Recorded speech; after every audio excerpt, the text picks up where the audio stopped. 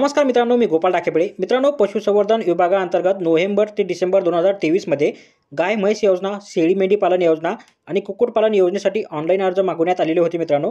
आणि आता मित्रांनो, ज्या लाभार्थ्यांनी ऑनलाईन अर्ज केलेले होते त्यांना कागदपत्र अपलोड करण्याचे ऑप्शन आलेले आहे. मेसेजसुद्धा त्यांना आलेला आहे मित्रांनो. तर मित्रांनो, या व्हिडिओमध्ये ती कागदपत्र कशाप्रकारे अपलोड करायची याबद्दलची संपूर्ण ए टू झेड माहिती पाहणार आहोत. तत्पूर्वी जर का मित्रांनो आपण चॅनलवरती नवीन असाल तर कृपया चॅनलला सबस्क्राईब करून ठेवा. अशाच प्रकारचे माहिती आधारित व्हिडिओ आपल्यापर्यंत पोहोचत राहतील. तर पाहूया मित्रांनो या संदर्भातली सविस्तर माहिती.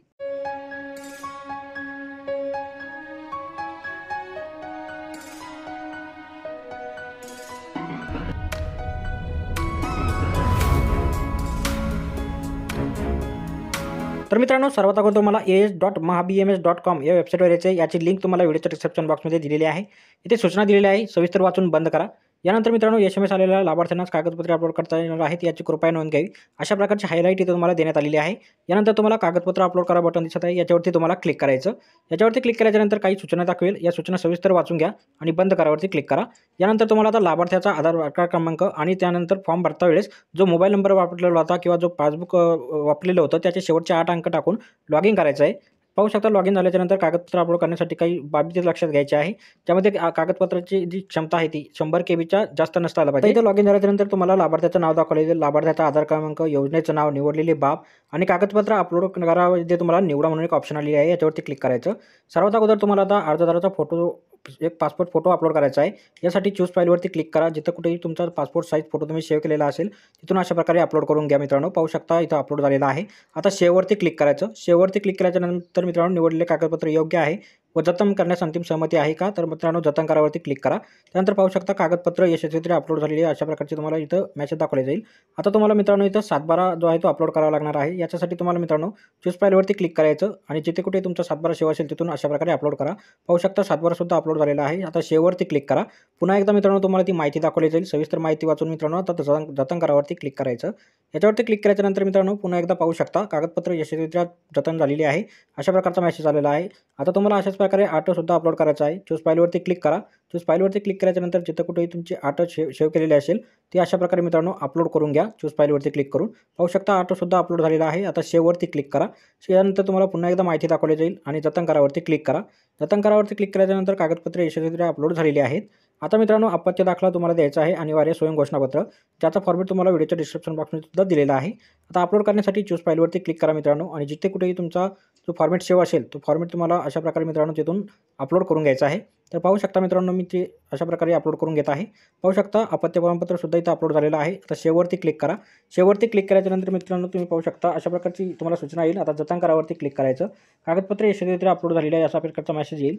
त्यानंतर आता आधार कार्ड सुद्धा तुम्हाला अपलोड करायचं आहे. याच्यावरती क्लिक करा. चूज फाईलवरती क्लिक केल्याच्यानंतर जिथे कुठेही आधार कार्ड सेव्ह असेल तिथून अशा प्रकारे अपलोड करून घ्या मित्रांनो. पाहू शकता अपलोड झालेला आहे. आता सेव्हवरती क्लिक करायचं आणि मित्रांनो अंतिम तुम्हाला जतन करा या बटनावरती क्लिक करायचं. याच्यावरती क्लिक केल्याच्यानंतर मित्रांनो पाहू शकता कागदपत्र यशस्वीरित्या जतन झालेली आहेत.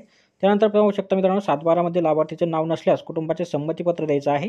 जर का मित्रांनो तुमचं 7/12 नाव नसेल तर संमतीपत्र तुम्हाला द्यायचं आहे. याचा सुद्धा फॉर्मेट तुम्हाला व्हिडिओच्या डिस्क्रिप्शनमध्ये दिलेला आहे. मात्र मित्रांनो आपण 7/12 अपलोड केल्यामुळे आपल्याला या ऑप्शन जे आहे तो अपलोड करायची गरज नाही. त्यानंतर मित्रांनो जर का तुमच्याकडे कास्ट असेल, कास्ट तुम्हाला विचारली जाईल मित्रांनो, अनुसूचित जाती जमाती असल्यास तुम्हाला कास्ट द्यायचा आहे. यासाठी चूज फाईलवरती क्लिक करा आणि जिथे तुम्ही कास्ट ठेवले असेल ते अशा प्रकारे अपलोड करून घ्या. पाहू शकता कास्ट अपलोड झालेला आहे.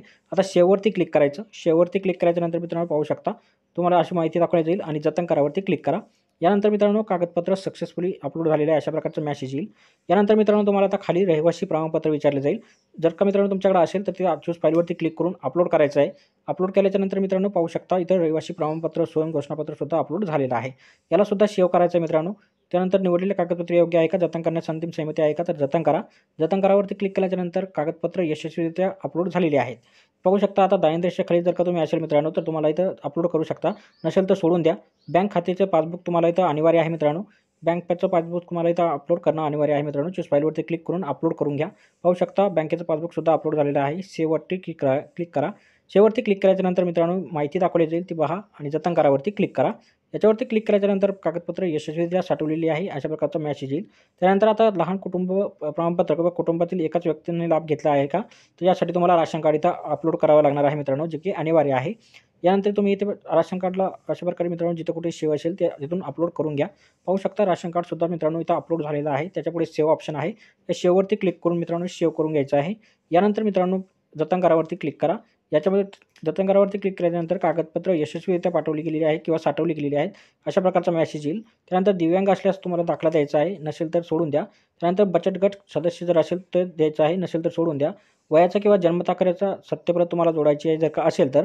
त्यानंतर शैक्षणिक पात्रता दाखला, रोजगार स्वयंघोषणापत्र किंवा प्रशिक्षण घेतले असेल प्रमाणपत्राची छायांकित प्रत जर असेल मित्रांनो तर अपलोड करा. नसेल तर मित्रांनो लाल तारांकित नाही भरायची काही आवश्यकता नाही. मित्रांनो जे लाल तारांकित आहे ते सर्व डॉक्युमेंट आपण इथं अपलोड करून घेतलेले आहे. जर का मित्रांनो हे तुमच्याकडे असेल तर अपलोड करा, नसेल तर इथं तुम्हाला अपलोड करायची गरज नाही. त्यानंतर तर मित्रांनो सर्व कागदपत्र अपलोड झाल्याच्या नंतर तुम्हाला इथं बंद करा म्हणून एक ऑप्शन दिसत आहे. त्या बंद करा ऑप्शनवरती तुम्हाला अशा प्रकारे मित्रांनो क्लिक करा. अशा प्रकारे मित्रांनो तुम्ही कागदपत्र जे आहे ते अपलोड करू शकता. तर भेटूया मित्रांनो पुढच्या व्हिडिओमध्ये अशाच एका नवीन माहितीसह. तोपर्यंत व्हिडिओ आवडल्यास व्हिडिओला लाईक आणि शेअर करा. धन्यवाद.